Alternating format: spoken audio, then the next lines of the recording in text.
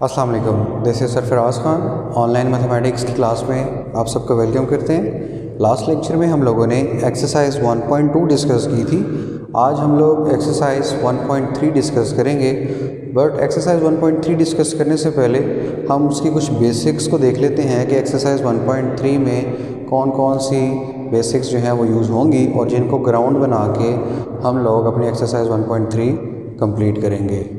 चलिए first year exercise 1.3 देखते हैं। इसमें पहले क्या आता है, सबसे पहले हमारे पास कार्टेशियन प्लेन क्या है, कार्टेशियन प्लेन।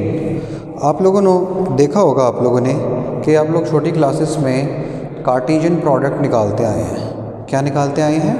कार्टेशियन प्रोडक्ट निकालते आए हैं। अब वो कार्टेशियन प्रोडक्ट क्या था, हमारे पास दो सेट होते थे, let A and B are two sets, then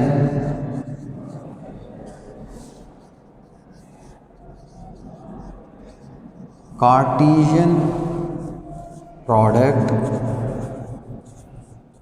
of A and B is A cross B. A और बी का जो कार्टेशियन प्रोडक्ट है, हमारे पास दो सेट हों, हम दोनों का क्रॉस प्रोडक्ट निकालेंगे तो जो आंसर आएगा वो बेसिकली आपके पास कार्टेशियन प्रोडक्ट आएगा।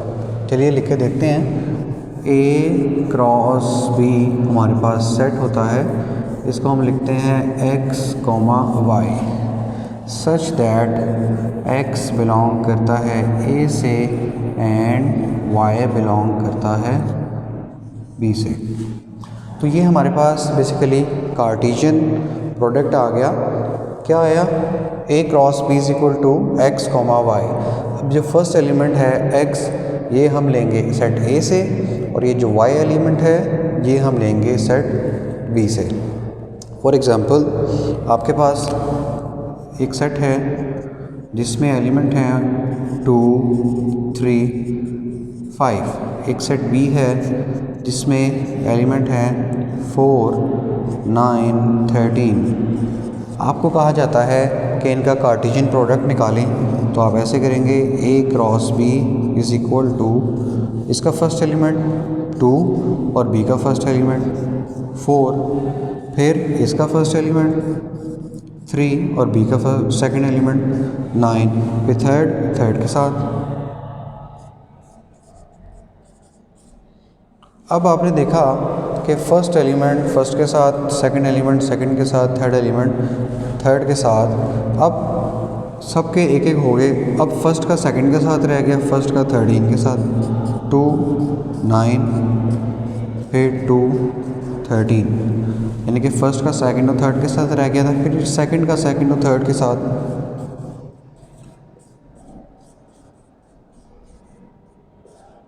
और फिर फिफ्थ का।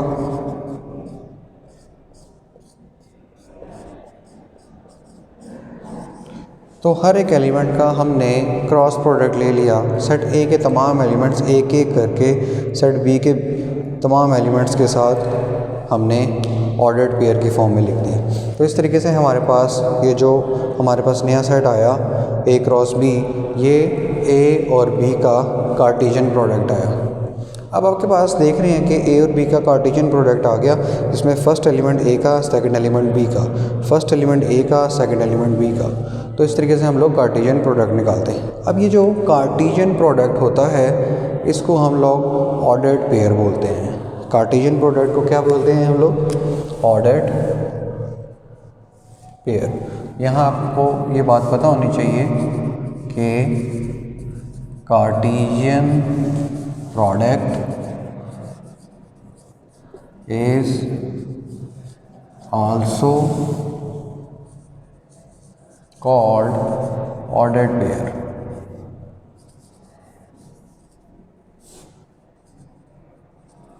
तो ये हमारे पास कार्टेशियन प्रोडक्ट को ऑर्डर्ड पेयर में लिख लिया। अब इन्हीं पॉइंट्स को अगर मैं ग्राफिकली शो कर दूँ, फॉर एग्ज़ाम्पल आपके पास ये मैंने एक एक्स एक्सिस बना दिया, ये नेगेटिव एक्स एक्सिस और y axis, similarly negative y axis. Centre में 0, ये आ गया 1 2 3 4, फिर सिमिलरली -1 -2 -3 -4 +1 +2 +3 +4 -1 -2 -3 -4। अब आपके पास कार्टेशियन प्रोडक्ट क्या आया, चलें इन्हीं को ले लें। पहला है 2 4, अब जो फर्स्ट है 2 ये हो जाएगा x, और ये जो 4 है प्लस का ये हो जाएगा y। तो फर्स्ट x और 4 है y, तो x एक्सिस पे 2 आएगा पॉजिटिव। तो आप देख रहे हो आपका x एक्सिस ये है, तो ये आपका +2 आ गया। फिर दूसरी वैल्यू है 4, ये y की है, तो y की वैल्यू 4 आपको ऊपर नज़र आ रही है। तो आपने ये y की वैल्यू 4 को बिल्कुल इस 2 के ऊपर ड्रॉ कर देना है। तो ये बेटा पॉइंट आ गया 2,4। फिर दूसरा पॉइंट है हमारे पास 3x का और y का 9, तो x3 ये पड़ा हुआ पॉइंट, और y9 कहीं हमारे पास ऊपर जाके आएगा। सपोज़ कर लेते हैं कि आप इस 3 को कोई छोटा पॉइंट ले लेते हैं, हम 4 ले लें, चलें इस 3 को 4 कर दें, तो y की वैल्यू 4 ये पड़ी हुई है और x की वैल्यू 3 ये पड़ी हुई है। तो बिल्कुल इसके ऊपर ऐसे डॉटेड बना दें और यहाँ से इसको डॉटेड बना दें, तो जहाँ पर ये कट करेंगी ये वो पॉइंट होगा जो होगा 3,4। सिमिलरली ये यहाँ पर कट कर रही है, तो ये पॉइंट हो गया 2,4। अब ये जो मैं आप देख रहे हैं कि कार्टेशियन प्रोडक्ट मैंने निकाला जिसमें x और y एक ऑर्डर्ड पेयर की फॉर्म में आए।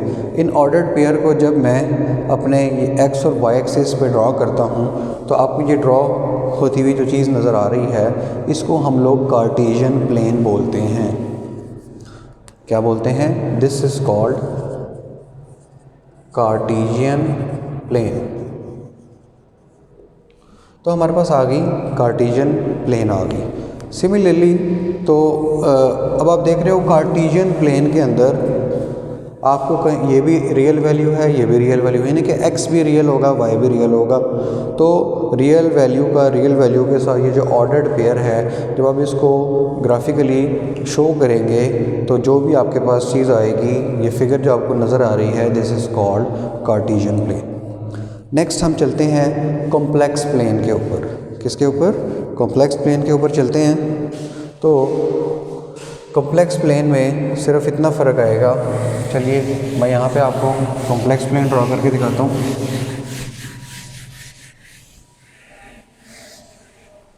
इसको हम लिखा रहने देते हैं।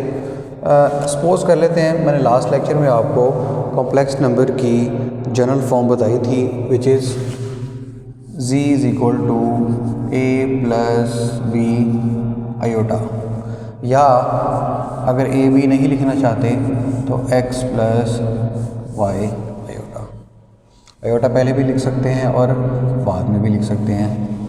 तो आपने एक कॉम्प्लेक्स नंबर ले लेना है ऑर्डर्ड पेयर की फॉर्म में, विच इज़ 2,3। तो अगर आप इसको ऑर्डर्ड पेयर की फॉर्म में ना लिखें तो ये लिख सकते हैं 2 प्लस 3 आयोटा। अब उसी तरह से मैं इस कॉम्प्लेक्स नंबर को ग्राफिकली शो करना चाहता हूँ, जैसे कि मैंने कार्टेशियन प्रोडक्ट को ग्राफिकली शो किया। तो जो कार्टेशियन प्रोडक्ट को ग्राफिकली जब शो करेंगे तो ये कार्टेशियन प्लेन बनेगी, और जब हम कॉम्प्लेक्स नंबर को ग्राफ पे शो करते हैं तो ये बन जाएगी कॉम्प्लेक्स प्लेन।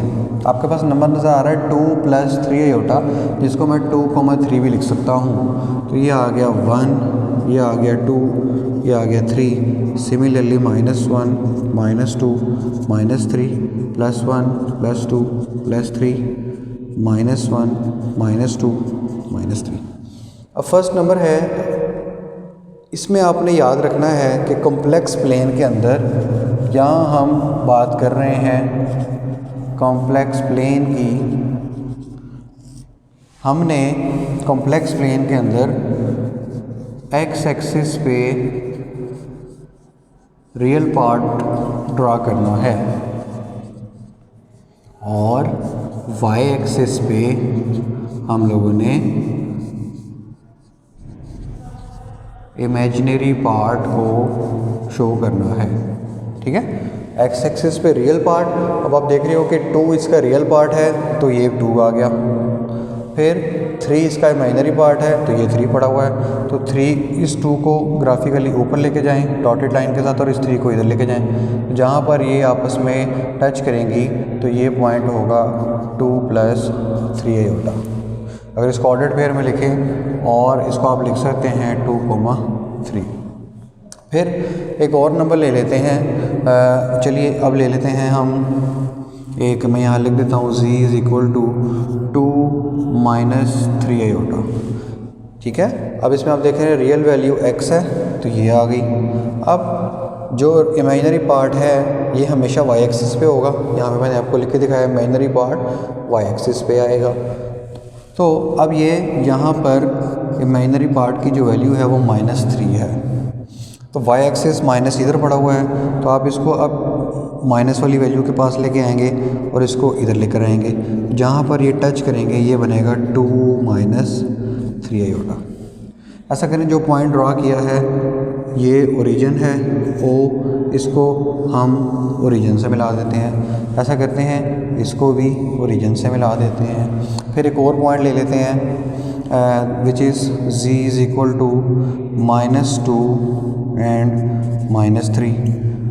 तो यानी कि रियल पार्ट -2 है और इमेजिनरी पार्ट -3 है। तो रियल पार्ट को x एक्सिस पे लेंगे, चूँकि अब x -2 है तो -x एक्सिस पे ये आ गया -2, y -3 है तो वो नीचे पड़ा है तो हम y के पास जाएंगे और इस तरह से यहाँ पर आएंगे। तो ये जो पॉइंट आएगा ये हमारे पास आएगा -2, -3 या -2 - 3 आयोटा। इसको भी हम जो है वो ओरिजिन से मिला देते हैं। तो आपने देखा कि जब मैं अपने कॉम्प्लेक्स नंबर को इस तरह से रिप्रेजेंट करता हूँ तो ये जो कॉम्प्लेक्स नंबर ये जो एक प्लेन के ऊपर रिप्रेजेंट हो रहे हैं, इस प्लेन का जो नाम है ये बन जाएगा कॉम्प्लेक्स प्लेन। अब ये डायग्राम जो आपको बनी हुई नज़र आ रही है इसका भी एक नाम होता है जिसको हम लोग आर्गैन डायग्राम बोलते हैं। इसका क्या नाम है? आर्गैन डायग्राम। तो क्या फ़र्क रहा, एक तरफ हम लोगों ने यहाँ पर ड्रा कर दिया कॉम्प्लेक्स प्लेन को और राइट साइड पे हम लोगों ने कार्टेशियन प्लेन जो है वो ड्रा कर दी है। तो ये हमारे कॉम्प्लेक्स प्लेन और ये कार्टेशियन प्लेन, डिफरेंस आपको नज़र आ रहा होगा कि कॉम्प्लेक्स प्लेन और कार्टेशियन प्लेन में डिफरेंस क्या है। कॉम्प्लेक्स प्लेन के अंदर हम जो वैल्यूज़ को ड्रॉ करते हैं ग्राफ पे, उसमें हम एक्स एक्सिस पे रियल वैल्यू लेते हैं और वाई एक्सिस पे इमेजिनरी वैल्यू। फिर जो कार्टेशियन प्लेन है उसमें एक्स एक्सिस पे भी रियल वैल्यू होती है और वाई एक्सिस पे भी रियल वैल्यू होती है। तो this is the basic difference between complex plane and Cartesian plane. चलिए आगे चलते हैं, हमारा आगे का टॉपिक क्या है।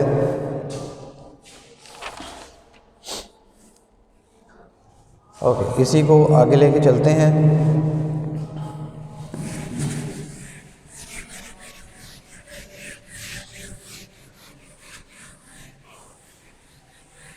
आपके सामने ये राइट साइड पे मैंने जो है एक कॉम्प्लेक्स प्लेन ड्रॉ किया हुआ है। इसके ऊपर मैंने एक कॉम्प्लेक्स नंबर भी ड्रॉ किया हुआ है जैसा कि 2 + 3 आयोटा। मैंने इसको ओरिजिन से मिला दिया है। अब देखो कि ओरिजिन से लेके इस पॉइंट तक कुछ ना कुछ डिस्टेंस भी है। जब आप कॉम्प्लेक्स प्लेन के ऊपर अपने कॉम्प्लेक्स नंबर का ओरिजिन से डिस्टेंस फाइंड करते हैं तो उसको हम कहते हैं modulus of a complex number. क्या कहेंगे? Modulus MO, modulus of complex number. तो क्या है modulus of a complex number? मैं इसी को यहाँ पे दोबारा से ड्रा करके दिखाता हूँ आपको। सपोज कर लेते हैं कि ये कोई पॉइंट है जिसको कहते हैं x, y। क्या कहते हैं? x, y। या हम इसको लिखना चाहें तो हम लिख सकते हैं x प्लस y आयोटा, दोनों का मतलब सेम है। अब इस पॉइंट को इस तरह से ड्रा हुआ है। सपोज कर लेते हैं कि इस पॉइंट का डिस्टेंस, चलिए इसको रहने दें, इस कॉम्प्लेक्स नंबर का अपने ओरिजिन के साथ डिस्टेंस निकालते हैं। ओरिजिन के जो पॉइंट होते हैं वो हमेशा 0, 0 होते हैं। तो डिस्टेंस फार्मूला आपको पता ही है कि x में से x कंपोनेंट को माइनस करते हैं, y में से y कंपोनेंट को माइनस करते हैं। तो बेटा हम लोग डिस्टेंस निकालते हैं x माइनस इसका x कंपोनेंट 0 है और इसका लगाते हैं स्क्वायर, फिर प्लस लगाते हैं y कंपोनेंट माइनस इसका y कंपोनेंट, तो y माइनस 0 और उसका आएगा स्क्वायर और ये आएगा साथ में अंडर रूट। तो ये डिस्टेंस फार्मूला होता है। अब यही डिस्टेंस जो है वो हम इक्वल होता है मॉडुलस ऑफ कॉम्प्लेक्स नंबर।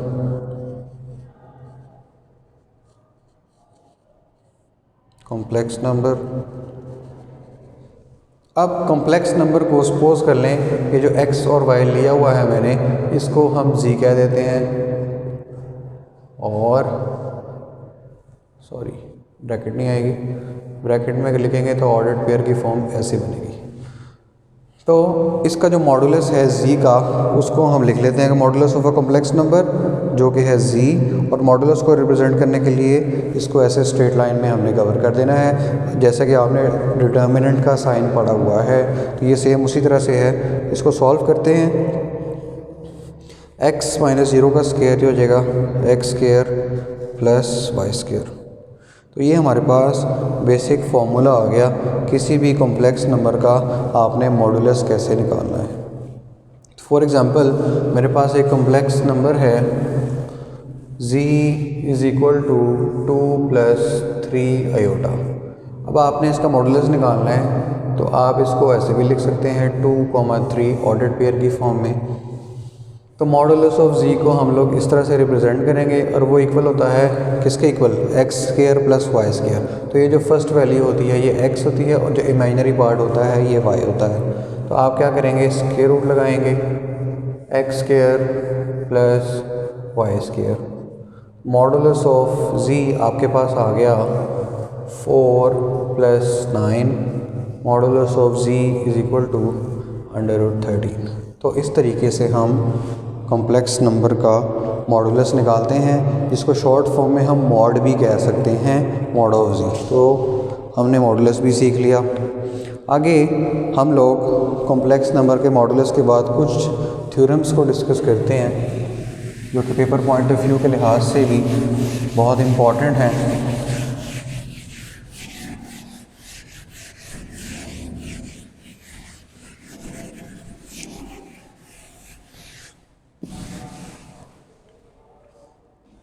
हमारे पास ये कुछ थ्योरम्स लिख रहा हूँ मैं।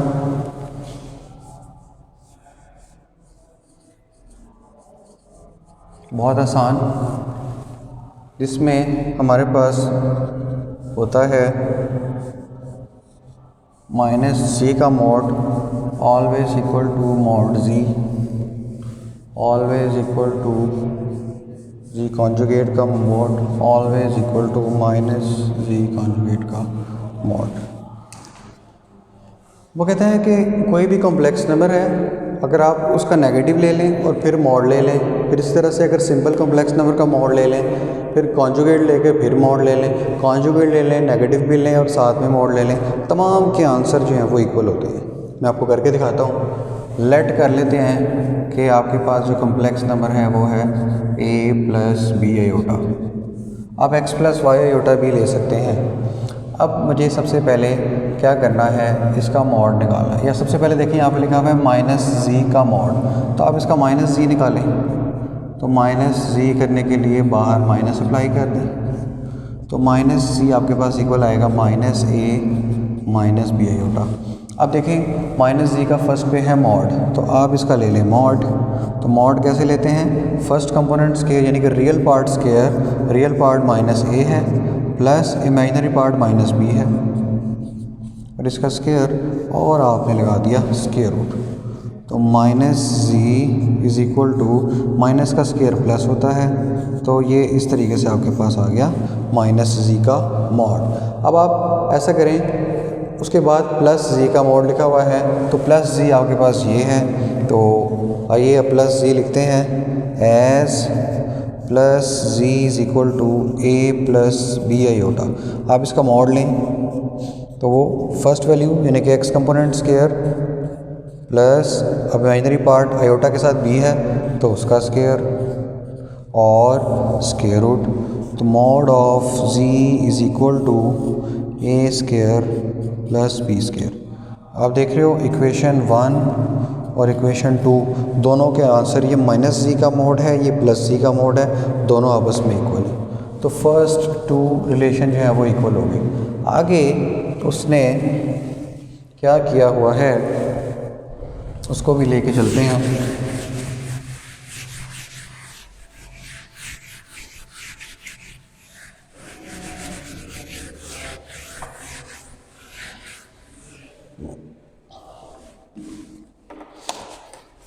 अच्छा, फिर है z कॉन्जुगेट का मोड। तो चलिए हम सबसे पहले z लिखते हैं जो हमने लिया हुआ है a प्लस बी आयोटा। अब आप इसका लें कॉन्जुगेट, तो कॉन्जुगेट कैसे लेते हैं, रियल पार्ट वैसे ही, इमेजिनरी पार्ट के साथ जो साइन है वो हम चेंज कर लें। अब इसका ले लें मॉड, तो मॉड लेने के लिए क्या करना पड़ता है, जो रियल पार्ट है उसका स्केयर प्लस इमेजिनरी पार्ट में माइनस है तो माइनस बी स्केयर। तो mod of z conjugate will be equal to A square plus B square. तो आप देख रहे हो ये इक्वेशन 3 का नाम दे दें। 1 का आंसर, इक्वेशन 1 का आंसर भी सेम था, 2 का भी सेम था और 3 का भी सेम। लास्ट पे है माइनस जी कॉन्जुगेट। अब आप ऐसा करें कि जी आपको पता ही है, जी कॉन्जुगेट हमने ऊपर निकाला है ए माइनस बी आयोटा। आप इसका माइनस टाइम ले लें तो माइनस अप्लाई कर दें, तो जब आप माइनस अप्लाई करेंगे तो साइन चेंज हो जाएगा। अब इसका ले लें कॉन्जुगेट, सॉरी इसका ले लें मॉड। तो मॉड के लिए square root first component square plus second component square, तो that is minus G conjugate is equal to A square plus B square. This is equation number 4। Equation 1, 2, 3, 4 सबके answer same हैं। इसका मतलब ये जो गिवन रिलेशन है ये सारे का सारा इक्वल है, तो ये प्रूव हो गया। तो आपने इनको याद रखना है, पेपर पॉइंट ऑफ व्यू के लिहाज से MCQs भी इसमें से बन सकता है और आपको कोई ना कोई 2 रिलेशन प्रूव करने के लिए भी आ सकते हैं। चलिए हमारे पास जो है एक और चीज़ आपको प्रूव करके दिखाते हैं जो बहुत इम्पोर्टेंट है। एक और चीज़ आपको MCQs के लिहाज से बताता चलूँ, पॉइंट नंबर इसका सेकंड, इसमें वो कहता है जी कॉन्जुगेट का कॉन्जुगेट जो है वो जी के इक्वल होगा। कैसे, यानी कि डबल कॉन्जुगेट। तो आप लेट कर लें जी जो है आपके पास हमेशा इक्वल होता है general form a plus b iota. आप इसका कॉन्जुगेट ले लें, तो कॉन्जुगेट लेने के लिए जो आयोटा वाला साइन होता है वो चेंज होता है a माइनस बी आयोटा। अब आप इसका दोबारा कॉन्जुगेट ले लें, तो फिर दोबारा जब कॉन्जुगेट लेंगे तो ये आयोटा के साथ जो साइन है ये माइनस फिर से प्लस में चेंज हो जाएगा। तो अब ये तो दोबारा से जी की वैल्यू आ गई है, तो इसका मतलब G double conjugate is equal to G, ये प्रूव हो गया। चलिए नेक्स्ट प्रूफ की तरफ चलते हैं। हमारे पास जो नेक्स्ट थ्योरम है वो कहता है z into z conjugate always equal to ji conjugate square. This is also very important, short questions भी आ सकता है आपको कि प्रूव दैट, इसको आप प्रूव करें। तो उसी तरह से हम लेफ्ट हैंड साइड लेंगे z इंटू जी कॉन्जुगेट, तो लेट कर लेना है पहले z इक्वल है a प्लस बी आयोटा। अब आप ऐसा करें इसका कॉन्जुगेट ले लें, तो कॉन्जुगेट आएगा a माइनस बी आयोटा। अब लेफ्ट हैंड साइड क्या है आपकी, z multiply by z conjugate. तो z है हमारे पास a प्लस बी आयोटा, इसको मल्टीप्लाई करें a माइनस बी आयोटा, तो z इंटू जी कॉन्जुगेट, ये फॉर्मूला बन गया a plus b a minus b, that is a square minus b square. तो z into z conjugate a square minus b square और इसके साथ में iota square. तो z into z conjugate equal to a square minus b square और iota square आ गया -1। z into z conjugate is equal to a square plus B square. तो ये हमारे पास आ गया z इंटू जी कॉन्जुगेट। अब इसकी राइट हैंड साइड क्या है हमारे पास? राइट हैंड साइड वो है मॉड ऑफ z का स्केयर। तो सबसे पहले हम क्या करेंगे, z का मॉड लेते हैं। तो z आपको पता ही है क्या है, a प्लस बी आयोटा। तो z का मॉड जो है वो क्या आएगा, चलिए मैं यहाँ लिख लेता हूँ आपके लिए। z हमारे पास है a प्लस बी आयोटा, तो z का मॉड क्या आएगा, a square plus B square, first component square पर। अब इसका स्केयर ले लें,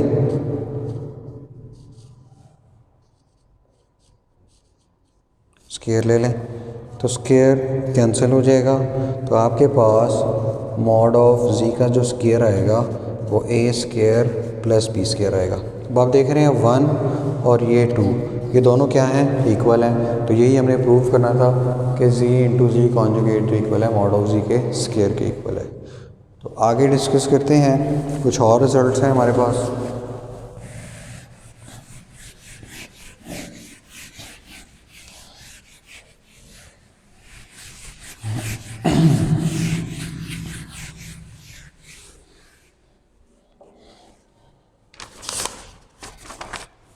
एक और इम्पॉर्टेंट रिज़ल्ट डिस्कस करते हैं हम। हमारे पास है एक रिज़ल्ट है हमारे पास, mod of z1 multiply by z2 always equal to z1 mod multiply by z2 mod. यानी कि z1 z2 को मल्टीप्लाई करो, फिर आपके पास क्या आता है, और बाद में z1 और z2 को मल्टीप्लाई अलग अलग करो और मॉड लो। तो जैसा कि आपको पता है, z1 आप कोई भी नंबर ले लें, a1 प्लस b1 आयोटा ले लें, फिर z2 ले लें आप a2 प्लस b2 और इसके साथ में आयोटा। सबसे पहले left hand side z1 multiply by z2 करें, तो a1 plus b1 iota multiply by a2 plus b2 iota. तो मल्टीप्लाई करने के लिए हम क्या कहते हैं, रियल पार्ट को रियल पार्ट के साथ, तो a1 मल्टीप्लाई बाय a2, फिर इसको सेकंड के साथ a1 b2 आयोटा, फिर इसके साथ a2 b1 आयोटा, फिर इसको इसके साथ plus b1 b2 iota square. ये आ गया a1 a2 आयोटा स्केयर -1 होगा, तो ये हो जाएगा -b1 b2। मैंने इनको इकट्ठा कर लिया, फिर plus a1 b2 plus a2 b1 और इधर आ गया आयोटा आ गया। चलिए ये अब आपके पास बन गई z1 मल्टीप्लाई बाय z2। अब लेफ्ट हैंड साइड पे आप देख रहे हो z1 z2 का मॉड है, तो हम लोग z1 और z2 का लेंगे मॉड। तो मॉड आपको पता ही है कैसे लेते हैं, ये रियल पार्ट है, ये इमेजिनरी पार्ट है, इनका स्केयर लेते हैं। a1 a2 minus b1 b2 square plus a1 b2 plus a2 b1 और इसका स्केयर आ गया। चलिए स्केयर का फॉर्मूला ओपन करते हैं, तो आपके पास आएगा a1 square a2 square plus B1 square B2 square और plus 2AB that is 2A1 A2 B1 B2।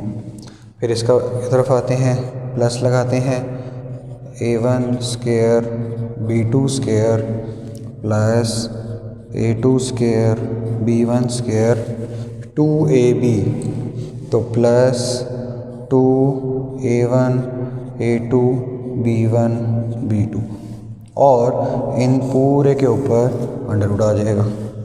अब जो टर्म कैंसिल होगी, सॉरी ये माइनस है तो यहाँ माइनस का फार्मूला, ये पूरी की टर्म इस पूरी टर्म के साथ हो जाएगी कैंसिल।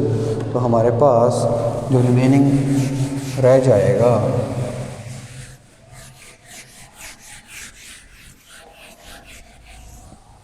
वो क्या रहेगा,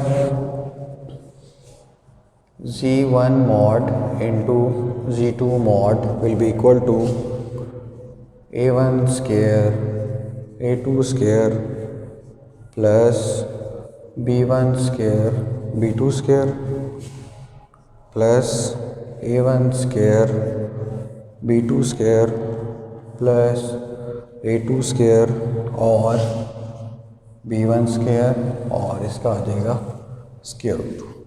तो इस तरीके से हमने Z1 और Z2 का मॉड ले लिया। अब आप ऐसा करें, राइट हैंड साइड ले लें।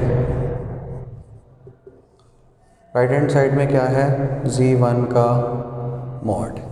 अब Z1 का मॉड ले लें तो वो आपके पास क्या आएगा, Z1 आपके पास है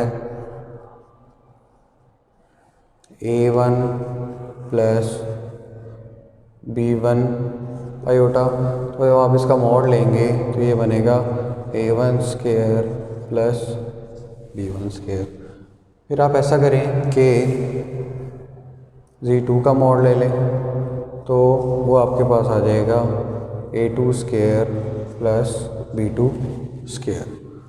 तो हमारे पास दो तरीके हैं, या तो हम इनको अलग अलग मल्टीप्लाई कर लें, Z1 मल्टीप्लाई बाय Z2, तो चलिए आप मल्टीप्लाई कर लें A1 square plus B1 square multiply by A2 square plus B2 square. अब दोनों एक ही अंडर रूट में करते हैं, A1 square plus B1 square multiply by A2 square plus B2 square. Multiply करते हैं, A1 स्क्वायर A2 स्क्वायर से multiply होगा तो A1 स्क्वायर A2 स्क्वायर, उसके बाद A1 स्क्वायर B2 स्क्वायर से मल्टीप्लाई होगा तो A1 स्क्वायर B2 स्क्वायर, फिर B1 स्क्वायर A2 स्क्वायर से मल्टीप्लाई होगा तो ये आपके पास आएगा B1 स्क्वायर A2 स्क्वायर, और लास्ट पे आ जाएगा B1 स्क्वायर B2 स्क्वायर से मल्टीप्लाई क्या हो जाएगा B1 स्क्वायर B2 स्क्वायर, और इन तमाम का आ जाएगा अंडर रूट। सॉरी ये मल्टीप्लिकेशन अलग अलग है, mod of Z1 multiply bye mod of Z2, mod of Z1 multiply bye mod of Z2। अब आपने इसको इसके साथ मैच करना है, क्या ये इक्वल है। देखें A1 square A2 square A1 square A2 square, B1 square B2 square, तो आपके पास लास्ट पे B1 स्क्वायर B2 स्क्वायर आ रहा है। फिर A1 स्क्वायर B2 स्क्वायर, आप देख रहे हैं A1 स्क्वायर B2 स्क्वायर, फिर उसके बाद A2 square B1 square A2 square B1 square. तो आप देख रहे हो कि इक्वेशन नंबर 1 और इक्वेशन नंबर 2 दोनों का आंसर क्या है, इक्वल है। तो आप कह सकते हो from 1 and 2 mod of Z1 multiply by Z2 always equal to Z1 mod multiply by Z2 mod. तो इस तरीके से हमारे पास ये रिलेशन प्रूव हो गया। आपने इसको ज़बानी भी याद करना है कि Z1 Z2 का मॉड इनके अलग अलग मॉड के प्रोडक्ट के इक्वल होता है। तो इस तरीके से हमारे पास जो है वो चीज़ें डिस्कस हो गई हैं। अब एक और चीज़ आप लोगों के साथ डिस्कस करते हैं कि आपके पास पोलर फॉर्म होती है कॉम्प्लेक्स नंबर की, वो कैसे डिस्कस करेंगे।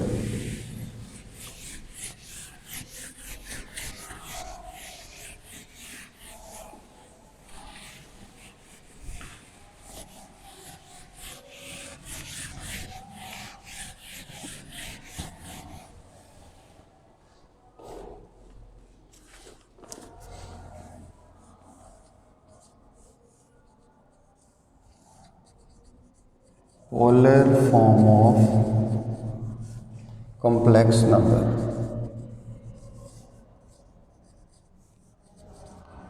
उसको कैसे डिस्कस करते हैं, सपोज कर लेते हैं कि आपके पास जो है एक कॉम्प्लेक्स नंबर है, this is x plus y iota. तो पोलर फॉर्म जो कॉम्प्लेक्स नंबर की होती है वो बेसिकली होती है पोलर फॉर्म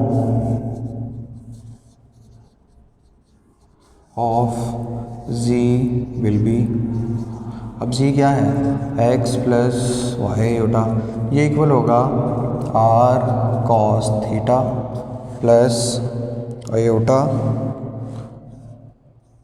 और साइन थीटा। आपने क्या करना है कि इस रिलेशन में आपको एक r की वैल्यू रिक्वायर्ड होती है, फिर थीटा की वैल्यू रिक्वायर्ड होती है। तो अगर आप r और थीटा की वैल्यू फाइंड कर लेते हैं अपने कॉम्प्लेक्स नंबर से, तो आपको polar form of complex number मिलेगी। फॉर एग्ज़ाम्पल अब ये r और थीटा फाइंड कैसे करने हैं, तो हमारे पास ये कॉम्प्लेक्स प्लेन है जिसमें आ रहा ये नंबर है x प्लस वाई आयोटा, और ऐसा करते हैं इसको मिला देते हैं ओरिजिन के साथ और इसको मिला देते हैं हम अपने पॉजिटिव x एक्सिस के साथ। अब x एक्सिस पे आपने हमेशा लेना है r cos थीटा और y एक्सिस पे आपने लेना है r sin थीटा। अब अगर आपको याद हो कॉम्प्लेक्स नंबर का इस पॉइंट का ओरिजिन के साथ जो डिस्टेंस होता है वो मॉडुलस होता है, और वो हमने क्या निकाला था, x square plus Y square. मैंने आपको क्या बताया कि आपने x को क्या पुट करना है, r cos थीटा। तो चलिए पुट करते हैं x is equal to r cos theta, फिर y को पुट करना है r sin थीटा। एक होगी इक्वेशन नंबर 1, एक होगी इक्वेशन नंबर 2। 1 और 2 को ऐड करें और स्क्वायर लें, squaring and adding equation 1 and equation 2, तो x square plus Y square हो जाएगा, और राइट साइड पे आप इन दोनों को ऐड करेंगे, R square cos square theta plus R square sine square theta. अब X square plus Y square, इन दोनों में से आर स्क्वायर आ जाएगा कॉमन, तो ये आ जाएगा cos square theta plus sine square theta. अब आपने याद रखना है कि cos square theta, we know that, आपने इसको मेमोराइज कर लेना है कि sine square theta plus cos square theta जो होता है वो 1 के इक्वल होता है। तो आपने इस एक्सप्रेशन की जगह 1 पुट कर देना है, तो x square plus Y square will be equal to R square into 1। तो आर स्क्वायर आपके पास आ गया X square plus Y square, तो आर आ जाएगा आपके पास X square plus Y square. तो इस तरीके से आपने जब पोलर फॉर्म डिस्कस करनी है उसमें आर की जगह आपने क्या पुट करना है, स्क्वायर रूट लेके x component square plus y component square. अब इसमें एक बात आती है थीटा की, तो थीटा आपने याद रखना है, theta always equal to, and theta is equal to tan inverse y component divided by x component. तो इस तरीके से हमारे पास जो पोलर फॉर्म होती है वो कॉम्प्लेक्स नंबर की डिस्कस हो जाती है। तो this is polar form of complex number. एक लास्ट पे हमारे पास एक थ्योरम होता है जिसको कहते हैं डी मोवरेस थ्योरम।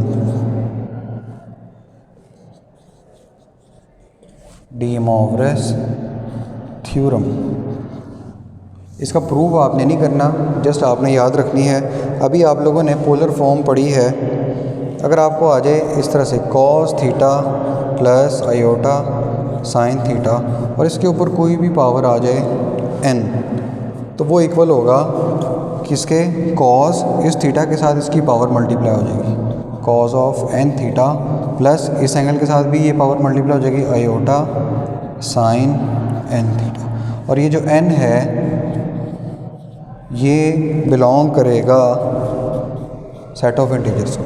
तो क्या है डी मॉवरस थ्योरम, इसको सिंपल अगर आपने लिखना हो तो डीएम थ्योरम भी कह सकते हैं शॉर्ट फॉर्म।